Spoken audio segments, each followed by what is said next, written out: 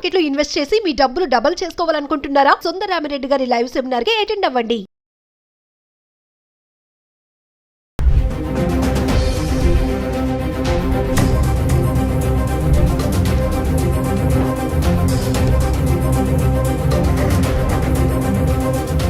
Hello viewers, welcome back to Suman TV. ప్రస్తుతం మనతో పాటు ఉన్నారు 20 ఇయర్స్ నుంచి అమెరికాలో ఉంటున్నటువంటి ఎంఎన్సీ ఎగ్జిక్యూటివ్ వీరభద్ర సార్ గారు. సార్తో మాట్లాడండి.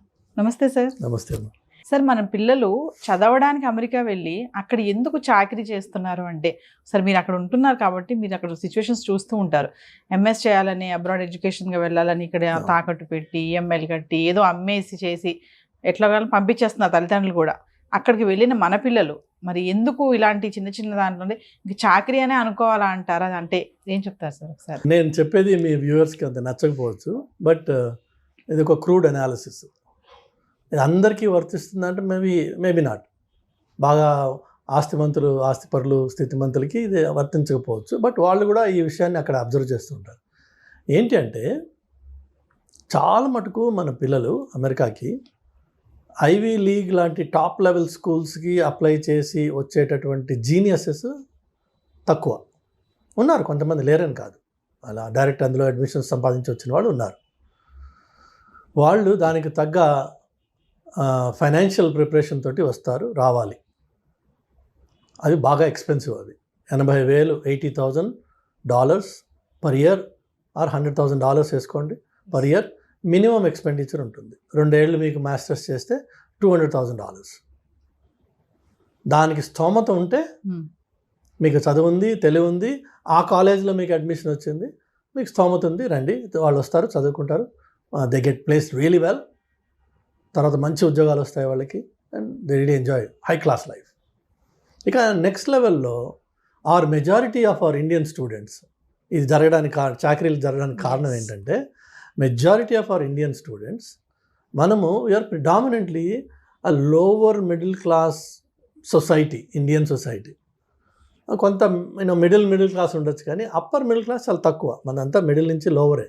పేచెక్ టు పేచెక్ లైఫ్, ఇవన్నీ ఈఎంఐస్ బేస్డ్ లైఫ్. ఈ పిల్లలు ఇక్కడ అండర్ గ్రాడ్యుయేషన్ చేస్తారు, బీఈ బీటెక్ చేస్తారు.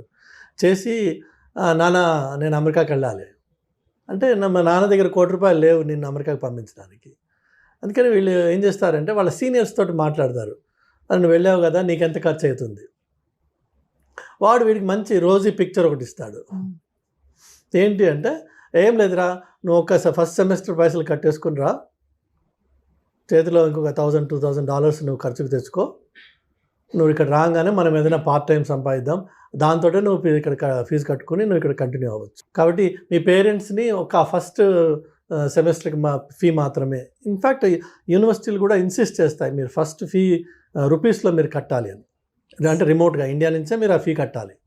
సో ఇక్కడ అమ్మ నాన్నల మీద ప్రెషర్ వేసి అది 10 లక్షల, 15 లక్షల, 8 లక్షల మొత్తానికి వాళ్ళ దగ్గర తీసుకుని ఆ ఫీజు కడతారు. వెళ్ళేటప్పుడు $2,000-3,000 ఖర్చు కోసం, ఇనిషియల్గా ల్యాండ్ అవ్వగానే అవసరాలు ఉంటాయి కదా, అది తీసుకుని వెళ్తారు. ఇది వెళ్ళిన వెంటనే ఈ లోపే ఇక్కడి నుంచి వాళ్ళ సీనియర్స్తో మాట్లాడుకుని ఉంటారు కదా, అన్న నేను వస్తున్నా, నాకు ఇది కావాలి అంటే వాడైతే చెప్తాడు. అలానే వీళ్ళు వెళ్ళంగానే వీళ్ళ ప్రైమరీ ఫోకస్ ఏంటంటే, ఆ యూనివర్సిటీకి వెళ్ళి అక్కడ చదువుకోవాలా, క్లాసెస్ ఎక్కడున్నాయి, రూమ్స్ ఎక్కడున్నాయి, లైబ్రరీ ఎక్కడ ఉంది, ప్రొఫెసర్స్ ఎవరు, టీఎస్ ఎవరు, ఇది ఫోకస్ కాదు. వీళ్ళ ఫస్ట్ ఫోకస్ ఏంటంటే, ఇమ్మీడియట్గా నేను ఒక part time job, it's not a job, so part time work నేను సంపాదించాలి. ఎందుకంటే నెల తిరగకుండా నాకు ఖర్చులు మొదలైపోతాయి. నాన్నకేమో నేను 10 లక్షలు ఫస్ట్ సీడ్ క్యాపిటల్ ఇవ్వు చాలు, తర్వాత ఏం అక్కర్లేదని చెప్పొచ్చాను. కాబట్టి ప్రైమరీ మోటివేషన్ డబ్బు సంపాదించడం మీద పడుతుంది. ఆ డబ్బు సంపాదించడానికి వీళ్ళకి ఉద్యోగాలు రావు అక్కడ. They are not eligible to receive a payment by cheque from anybody. That is unemployment అనే జాబ్. వాళ్ళకి ఇచ్చేది ఏంటి, ఆడ్ జాబ్స్ దొరుకుతాయి. That too through their friends. Gas స్టేషన్లో వర్క్ చేయడమా, దానికి గ్యాస్ స్టేషన్కి కన్వీనియన్స్ స్టోర్ అటాచ్డ్ ఉంటుందన్నమాట. సో ఆ కన్వీనియన్స్ స్టోర్లో వీళ్ళు క్లర్క్గా కూర్చోవడమా, లేకపోతే రెస్టారెంట్లో సర్వర్స్గా వర్క్ చేయడమా, అలా ఆడ్ జాబ్స్ ఏవో ఉంటాయి ఆపర్చునిటీస్, అవి వీళ్ళు చేయడం మొదలు పెడతారు. ఆయాలుగా కూడా చేస్తారంట కదా సార్. బేబీ సిట్టింగ్ చేస్తారు మన అమ్మాయిలు, కొంతమంది బేబీ సిట్టింగ్ చేస్తారు. అలా రకరకాలుగా ఉన్నాయి పనులు. వాళ్ళందరికీ on an average about $7.50 or $8 or మంచి ఎంప్లాయర్ అయితే $10 వరకు ఇస్తారు. నా ఫ్రెండ్ ఒక అతను ఉన్నాడు, $10 ఇస్తాడు అతను. సో ఈ మెజారిటీ ఆఫ్ ఈ వర్క్, ఈ ఆయా వర్క్ అంటే అఫ్కోర్స్ పిల్లలతోటి ఆ ఓపిక నీ దగ్గర ఉండి నువ్వు వాడిని కొట్టకుండా, ఆ కొట్టింది సీసీ కెమెరాలో పడకుండా నువ్వు ఉంటేనేమో సరే. లేదు ఈ వాళ్ళు మాత్రం పిల్లలతో ఉంటారు కాబట్టి ఆ ఓపిక ఉంటుంది అమ్మాయిలకి అని చెప్పి ఎక్స్పెక్టేషన్ కాబట్టి అది అవ్వచ్చు. మరి ఇటు రెస్టారెంట్స్ కానీ గ్యాస్ స్టేషన్స్లో కానీ వర్క్ చేసిన పిల్లలు కూర్చోడానికి కుర్చీలు ఉండవు అక్కడ. నువ్వు 7 hours 6 hours 8 hours నిలబడి ఉండాలి. వయసు వాళ్ళ వైపు ఉన్న యంగర్ జనరేషన్ అయినా 8 గంటలు ఒక వ్యక్తి నిలబడి ఉన్నాడంటే ఆ తర్వాత వాడు ఎందుకు పనికిరాడు. కాళ్ళు నొప్పులు ఉంటాయి భయంకరంగా. సో వీళ్ళు వర్క్ చేసిన తర్వాత ఇంటికి వెళ్ళి ఏం చేయగలరు? ఏమీ ఉండదు. స్నానం చేసే ఓపిక కూడా ఉండదు, ఒక్కోసారి అన్నం తినే ఇంట్రెస్ట్ కూడా ఉండదు. మహా అయితే 2 బీర్లు తాగి పడుకుంటారు. సో మీరు వచ్చిందేమో అక్కడ స్టూడెంట్గా, మీరు చేస్తున్నదేమో ఈ art job. Me art job becomes your primary focus, your student takes back seat. ఏదో వీక్లీ అసైన్మెంట్స్ ఏదైనా పెడితే అందులో ఇవాళ రేపు ఈ కోవిడ్ టైం తర్వాత కొన్ని కాలేజెస్ ఏం చేసేసాయంటే, మీకున్న 5 సబ్జెక్ట్స్లోంచి ఒక సబ్జెక్ట్కి మాత్రము వారంలో ఒక్కసారి కాలేజీకి రావాలి, మిగిలినవన్నీ మీరు రిమోట్గా ఆన్లైన్లో చూసుకోవచ్చు అని చెప్పి కొన్ని ఉన్నాయి ఫెసిలిటీస్. దాన్ని మనం పరిపూర్ణంగా అడ్వాంటేజ్ తీసుకుని ఆ ఒకదానికి మాత్రమే వెళ్ళి రావడము, మిగిలినంతా రిమోట్గా చూసుకోవడము, మన ఓన్ టైంలో ఆ క్లాసెస్ వాచ్ చేసుకోవచ్చు. కాబట్టి వాటికి రిలేటెడ్ ఎక్సర్సైజెస్ ఏవైతే ఉన్నాయో సబ్మిట్ చేసుకోవడము, ఇంకొక కాగితం ఎంఎస్ సంపాదించుకుంటాం. కానీ ఎంఎస్లో నువ్వు నేర్చుకున్నది ఏముండదు అక్కడ. ఎందుకంటే నీ ప్రైమరీ ఫోకస్ అంతా కష్టపడడంతో సరిపోయింది. ఆ కష్టపడిన తర్వాత వచ్చిన నీరసంతో సరిపోయింది. ఆ నీరసం తర్వాత పడుకున్న దాంతో సరిపోయింది. నీకు చదువుకునే టైం ఎక్కడుంది? దానివల్ల జీవితం ఏమైపోతుంది అంటే, నువ్వు స్టూడెంట్ అన్న పేరుతో వస్తావు కానీ ఈ నాన్ స్టూడెంట్ రిలేటెడ్ వర్క్ అంతా చేసి ఈ ఒకసారి డబ్బు సంపాదించడం మొదలుపెట్టాక మరి కోరికలు కూడా ఉంటాయి మనిషికి. అది న్యాచురల్ ప్రాసెస్. అది కోరికలు అంటే ఒక కారు కొనుక్కోవాలనో, లేదంటే మంచి ఫోన్లు కొనుక్కోవాలనో, లేదంటే ఇంటికి పైసలు పంపించాలనో. ఎందుకంటే వాళ్ళకి ఎక్స్పెక్టేషన్ ఉంది. వాళ్ళకి చెప్తావు కదా, నువ్వు నేను పని చేస్తున్నా, ఇక్కడ పైసలు సంపాదిస్తున్నా అని. సో వాళ్ళకి ఎక్స్పెక్టేషన్ ఉంటుంది, అక్కడ పంపించాలి వెనక్కి. ఈ వెనక్కి పంపించాలనే ఒక బాధ్యత మీద పడంగానే మరింత స్ట్రెస్, ఇంకా తప్పదు నేను పని చేయాలనే ఎలా అయినా సరే లోకి వస్తుంది జీవితం. చివరికి ఈ పనికిరానికి సర్టిఫికెట్ ఒకటి ఉండి దానివల్ల ఉద్యోగం రాక ఈ సైడ్ జాబే మెయిన్ జాబ్ అయిపోయి ఇందులోనే మమేకం అయిపోయి ఇది ఇల్లీగల్ అని తెలిసి కూడా దాంట్లోంచి బయటికి రాలేని పరిస్థితి వచ్చేసి చివరికి ఈ ట్రంప్ లాంటి మహానుభావుడు రాగానే మనము భయపడడం మొదలు పెడతాం. ఇదంతా చేసింది ట్రంప్ కాదు పాపం, మనమే. అయితే మీరు చూస్తే యాక్చువల్గా ఈ మధ్యకాలంలో ఆన్లైన్లో మీరు న్యూస్ చూసి ఉండొచ్చు, చాలామంది స్టూడెంట్స్ ఈ ఇంటర్వ్యూస్ ఎక్కడైతే పోర్ట్ ఆఫ్ ఎంట్రీలో జరిగే ఇంటర్వ్యూస్లో వాళ్ళ దగ్గర వాళ్ళ ఫోన్ ఓపెన్ చేయించి అన్లాక్ చేసి ఫోన్ తీసుకుని వీళ్ళ వాట్సాప్ చాట్లు, వీళ్ళ ఈమెయిల్స్ ఆ ఆఫీసర్స్ చదివి ర్యాండమ్గా చూస్తారు. అన్నీ ఏం చూస్తారు వాళ్ళు ర్యాండమ్గా. ఎందులో అన్నా జాబ్ అనే మాట ఉందా, అట్లానే నీ బ్యాంక్ అకౌంట్ చూపించమని అడుగుతాడు వాడు. నీకు ఎవ్రీ 2 weeks ఎవరైనా ఒక క్రెడిట్ చేస్తున్నాడు అనుకో, క్యాష్ అయి ఉండొచ్చు, అది ఒక పర్టికులర్ అకౌంట్ నుంచి నీకు ఎవ్రీ 2 weeks పైసలు పడుతున్నాయి, which means you are working part time.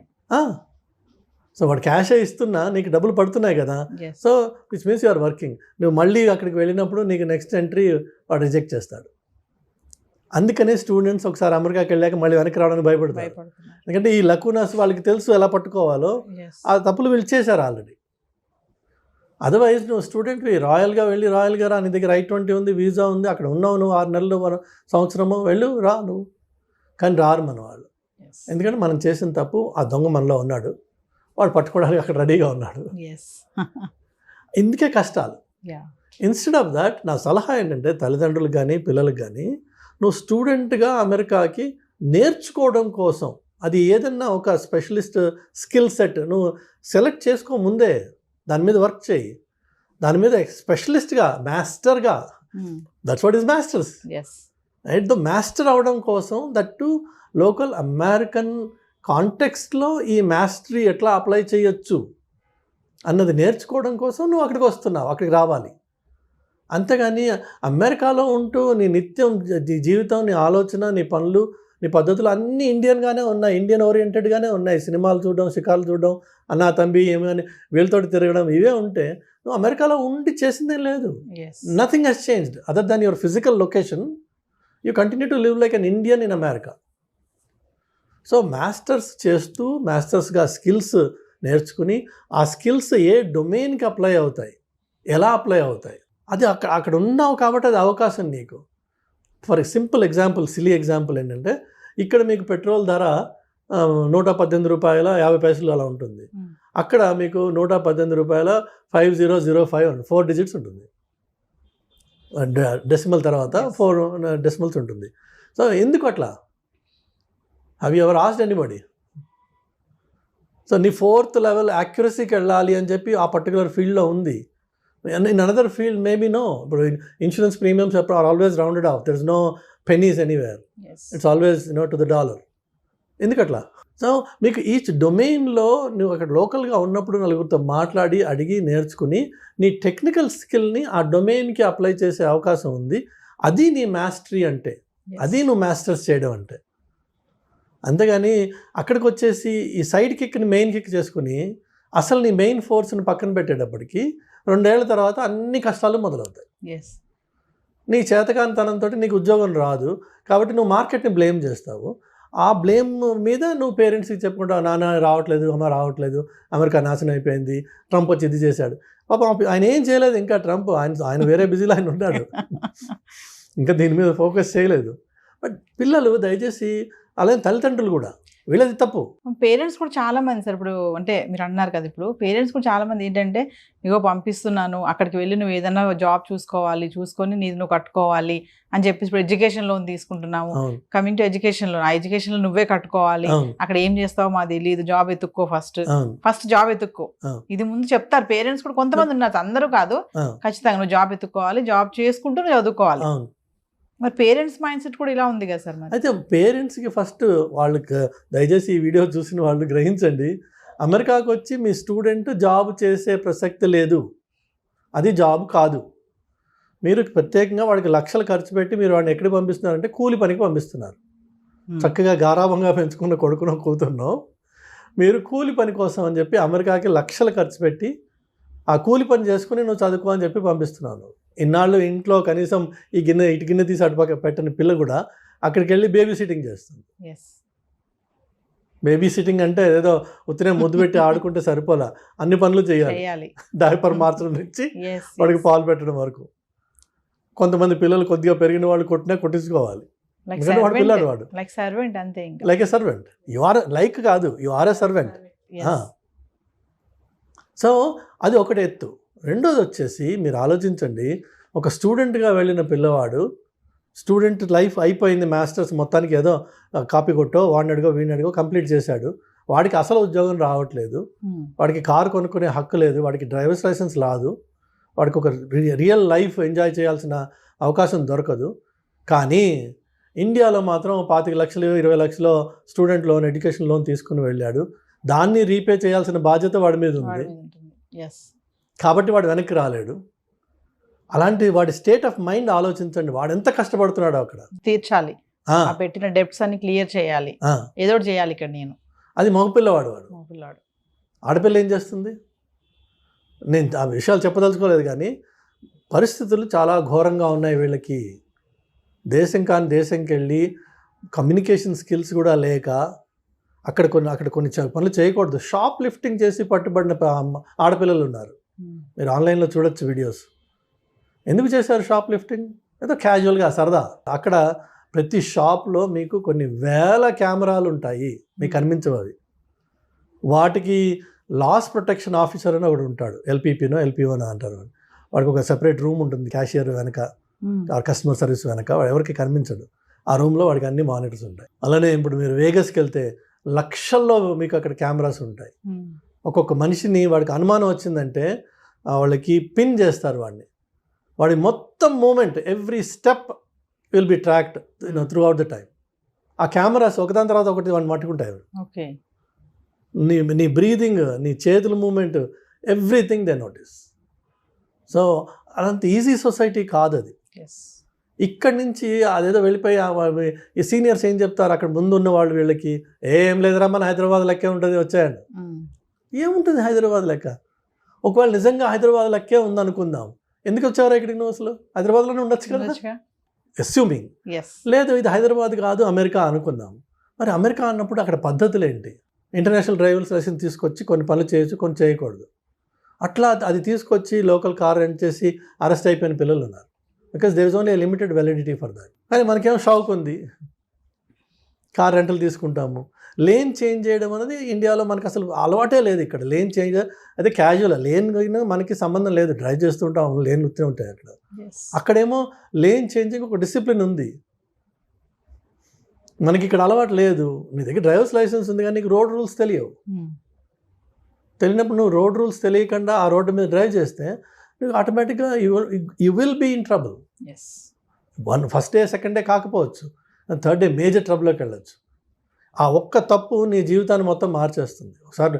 ఎందుకంటే అమెరికాలో సార్ నేను స్టూడెంట్ని నన్ను వదిలేసేయండి అంటే వాడు వదలదు. నువ్వు క్రైమ్ చేసావు, you have to pay for it, plain and simple. Judge కూడా మిమ్మల్ని కొన్ని విషయాల్లో ప్రొటెక్ట్ చేయలేడు, బికాజ్ ఫెలనీ క్రైమ్స్ అని ఉంటాయి, వాటికి మినిమం పనిష్మెంట్ ఉంది. Judge has to give it between 5 to 15 అంటారు.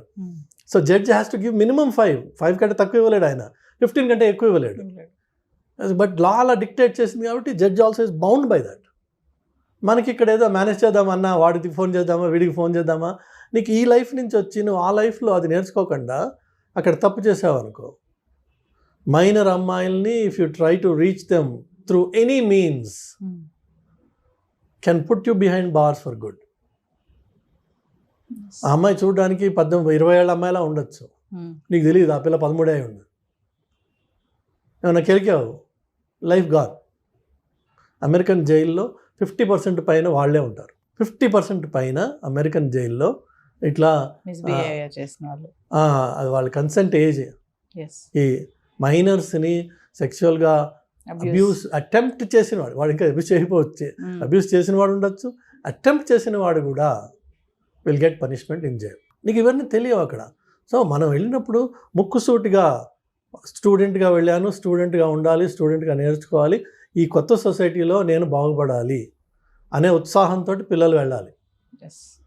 ఆ ఉత్సాహంతో 2 ఏళ్ల పాటు వాళ్ళ మీద వాళ్ళు పూర్తిగా ఇన్వెస్ట్ చేసి become a real master in something.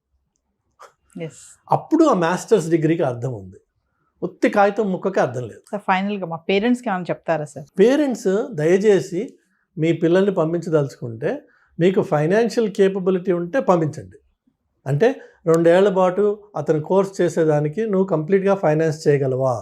2 ఏళ్ల పాటు అతను లేక ఆమె హాస్టల్లో ఉండి కాలేజ్ క్యాంపస్లో ఉంటూ మంచి స్టూడెంట్గా ఒక లైబ్రరీలో మ్యాక్సిమం టైం స్పెండ్ చేస్తూ అవకాశం దొరికితే కాలేజ్ క్యాంపస్లోనే 20 hours అది అవకాశం దొరికితే, కండిషనల్ అది కాదు.